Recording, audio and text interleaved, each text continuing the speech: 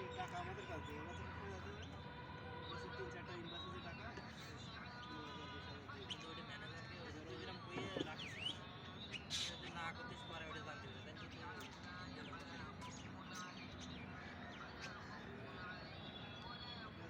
কোনো টাকা দিলে ইনভয়েস সহ আমরা টাকা দিই এত টাকা দিয়েছে ইনভয়েস সহ বস নিয়ে ওটা সাদা করে দেবে। ওই যে লোনের কথা বললাম না যে পার্টি প্রত্যেকের অ্যাকাউন্ট নাম্বার দিয়ে রাখে সেভ রাখে আর একটা নাম্বার থাকে